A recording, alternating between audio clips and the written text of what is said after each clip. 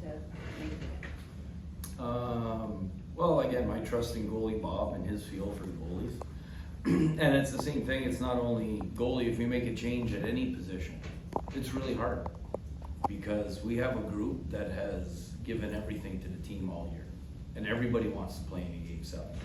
I mean, when you're a kid growing up and you love hockey, whether you're playing knee hockey with your brother or your best friend, or you're playing knee hockey with your pee-wee team, staying in a tournament and playing in the hallways of a hotel, it's always Game 7. It's never the first game. I told the team, I said, when I played, I had a neighbor, he wasn't very good, but I let him win 3 games so we could get to Game 7. And that counted, you know? I mean, that's what you love about it. It's the opportunity I talk about it is, I mean, in your career as a player, if you play 10 years, you might get 2 Game 7s.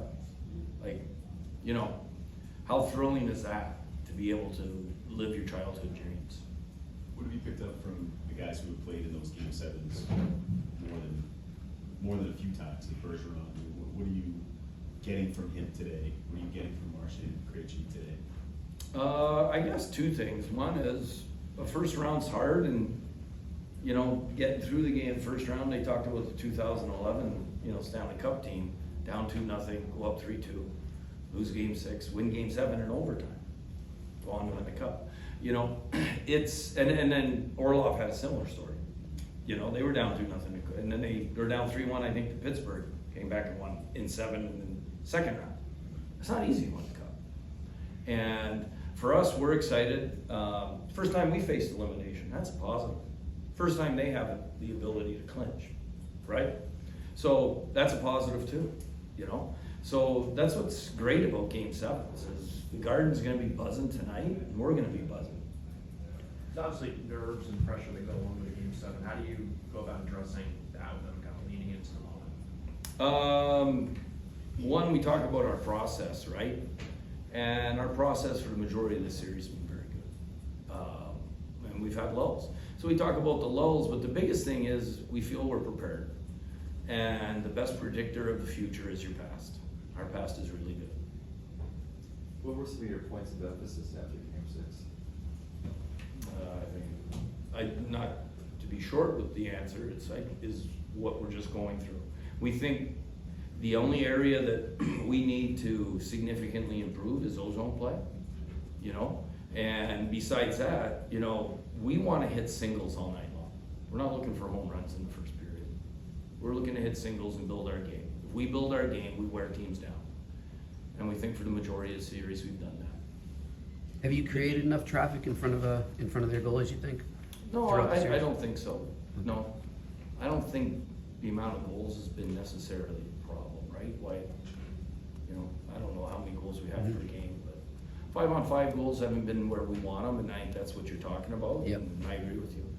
The PK has been so reliable all season long, 3 goals in the last 2 games here. Where do you see it's gone off a little bit? I think you got to give credit to the other team. They've made some adjustments. They've moved the puck well, and they've attacked our net well. They've gotten a lot of zone time, you know, and I think it's a combination of things, but Florida's doing a good job. It comes down to that, and there's a couple of things that we need to adjust to, and I know we will. Do you think it's hard for players, or even for you, not to think about continuing this specifically for Patrice, who we know has considered retirement in the past and could be coming to the end? So does he play into the minds at all? No, he doesn't, because that's a future event, and we just like to stay in the moment. And we believe we stay in the moment, the results, the future results. Whether it's, you're talking about Bergeron, you're talking about Krejci, you're talking about this group. Never does a team that plays 1 year, everyone come back. So whether Krejci and Bergeron come back next year, there's gonna be other guys missing, right? So those events, we don't control those things. What we do control is right now. But just to follow up on that, let's say you're losing in the second intermission. You don't draw on that at all for inspiration? No, Okay. I don't plan on it anyways. Are the skaters and goaltenders aware of any potential changes? You're waiting until just prior to game time? You trying to find out if the players know who's playing? Yes. I communicate well. How about the PR people? Do you have any idea? No. Tickets, Because they're leagues. marketing. They're media leagues. Jim, do you take a minute at all, I know everything's going through your mind as a coach, but to kind of soak in the atmosphere during the anthem or something like that tonight and what it will be like for the Garden? I do that every game. Very, very grateful for these opportunities. And that's why I'm excited for it, you know? That's part of being in the moment, right? You soak in the national anthem. I love it. When our guy goes pumps and he points at our bench, I want to point right back at him, but I do a little bit too much. Regardless of the result tonight, what have the Panthers shown you that your team needs to improve at from games 1 to 6? They've shown that we need to stay in the moment, you know, and they've shown that they are incredibly determined. They're a resilient group. They go hard to our net. Those are the things that come to the top of my head right away when you ask that question. What have they shown, any cracks in your foundation? What have they shown that you need to improve on? Yeah, I think it's, you know, staying in the moment. Like, I think there's a lot of things that were in our control that, you know, give them credit. They've pressured us or they've been over top of us, whatever way you want to look at it. But they're uncharacteristic decisions that we've made, you know? So, they've done a good job of getting us out of sorts at times, you know?